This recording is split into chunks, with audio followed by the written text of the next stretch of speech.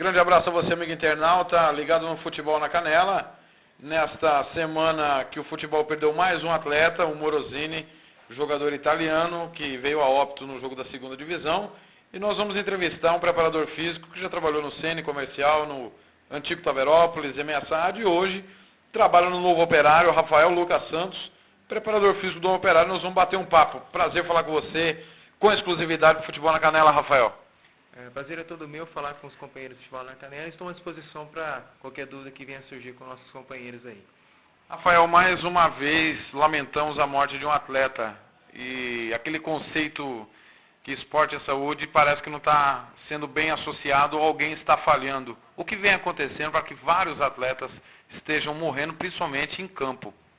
Na verdade é o seguinte, eu costumo falar que o atleta de alto rendimento não tem nada a ver com saúde.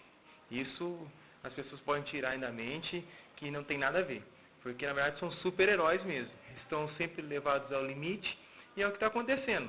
Cada vez mais marketing em cima, cobrando, cada vez mais dirigentes cobrando, cada vez mais precocidade no futebol, e aí vai acontecendo a situação de você explorar um pouco mais do que o necessário a parte física do atleta, onde chega nessas situações.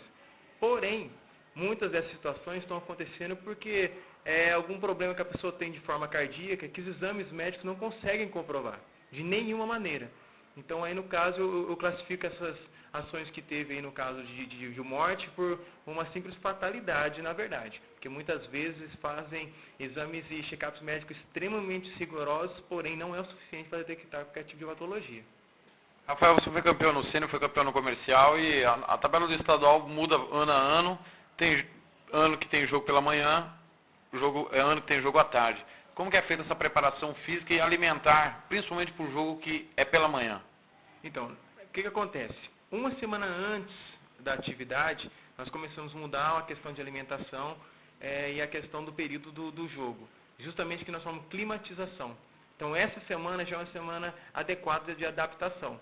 Então, nós trabalhamos dessa forma, né? Uma semana de adaptação à questão alimentar e a questão de adaptação de temperatura, o horário. É mais ou menos assim que nós trabalhamos no futebol aqui do estado. Rafael, nós tivemos a morte do Serginho, né, do São Caetano, em 2004, mas começou lá atrás, numa Copa das Confederações, com o Marco Vivian Foer, jogador de Camarões. O jogo, lá na Europa tem esse costume, não é só jogos à tarde ou só jogos à noite, existem jogos no fim da manhã ou na hora do almoço, como eles dizem, principalmente na Inglaterra. É comum o jogo meio-dia e meia, 1 hora, até pelo clima ser favorável. Nós tivemos também a morte do Ferrer, do Benfica. Aí tivemos a morte do Serginho no Brasil, que chamou mais atenção. E há poucos dias o Muamba, jogador também da Inglaterra, passou mal, morreu por 3 minutos, né? Ficou comprovado e conseguiram ressuscitá-lo. E agora o Morosini, no final de semana. Muita gente falando a questão da concentração. Concentração. Você é a favor ou contra a concentração e se você julga necessário? Porque no Brasil é feita a concentração do atleta e na Europa não. A questão da alimentação influencia no sentido da concentração? Influencia porque é o seguinte, tem certos alimentos que se o atleta ingerir vai dar problema para ele durante a atividade esportiva. Então a concentração nada mais é para poder neutralizar essa possibilidade de dormir fora do horário, se alimentar mal e realmente, como o próprio nome diz, ficar concentrado, focado para a atividade. Aqui no Brasil, é que nós sabemos, os atletas nossos não têm a mesma disciplina que os atletas europeus. Então, por isso que tem essa cobrança um pouco mais em termos de concentração. Na Europa já é um pouco diferente, né? Então, essa comparação fica um pouco complicada. Mas no Brasil, ainda eu creio que a concentração é obrigatória, sim. Eu ouvi uma opinião não oficial de uma nutricionista que relacionou a questão alimentar, pela falta de concentração, poderia estar influenciando no passar mal dentro de campo. Você acredita que isso pode acontecer? Pode sim, porque a questão fisiológica é extremamente complexa. Qualquer fator pode ter desencadeado esses problemas que você disse sobre esses atletas. Uma questão emocional, que muitas vezes é muito simples. O atleta no jogo ele vai se comportar de certa maneira. Num treino, quem sabe não aconteceria essa morte desse atleta. Mas no jogo, pela questão psicológica, então aí você vai imaginando, se psicologicamente pode acontecer isso, imagina um estresse cardíaco, estresse emocional, a questão alimentar também pode gerar sim a morte do atleta, sim. Nós tivemos há 15 dias a morte do Matheus, jogador que já estava no profissional do Sede Dourados, faleceu dormindo. que explica um atleta, é um atleta de alto rendimento, a gente acredita que a preparação da base talvez não seja adequada, até por ser um time do interior e a gente conhece a situação, mas é de surpreender, porque estava dormindo e deu um infarto fulminante, Rafael. Então, torna repetível. O fator atleta não é preponderante para dizer se vai ter algum problema cardíaco ou não. Tanto é que um bebê pode ter um problema cardíaco e vir a óbito por um infarto. Mas o que me chamou a atenção nessa situação, e que está acontecendo no nosso futebol, em particular em Mato Grosso do Sul, é que se você disser para mim qual clube que faz o teste de esteira, com cardiologista, etc e tal, é complicado. Quem sabe, esse atleta tivesse feito um teste, poderia ter detectado alguma coisa que impediria ele estar fazendo algum tipo de atividade, etc e tal. Então, esse pode ter sido um dos fatores também.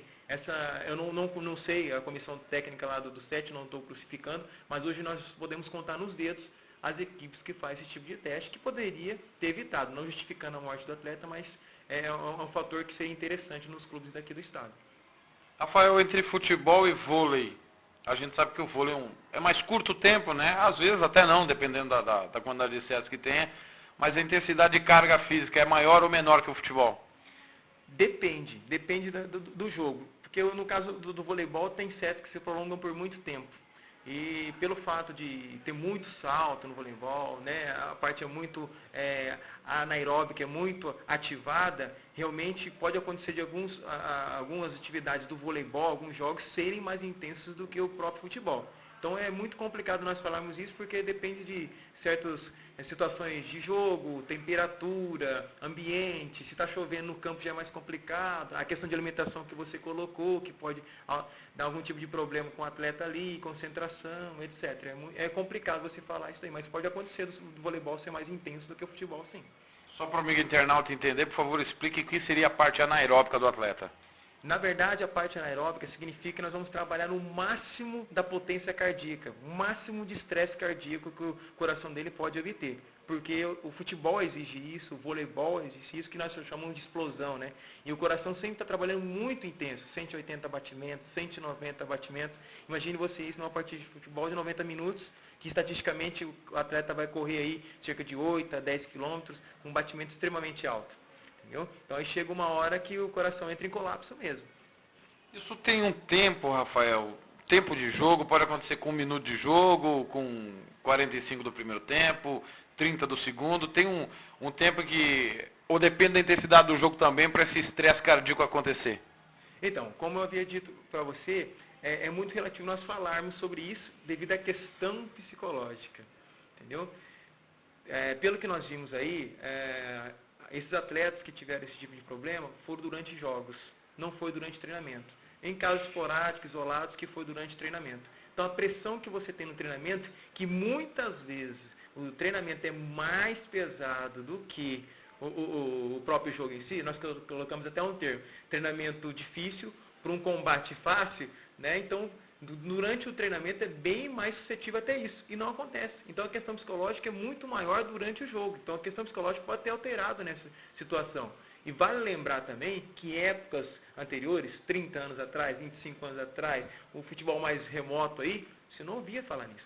Era um futebol mais cadenciado, mais tranquilo, se pagava pouco, se jogava só pela camisa. Então a cobrança, em termos de marketing, retorno financeiro, televisão, mídia, isso realmente não coloca o atleta como saúde.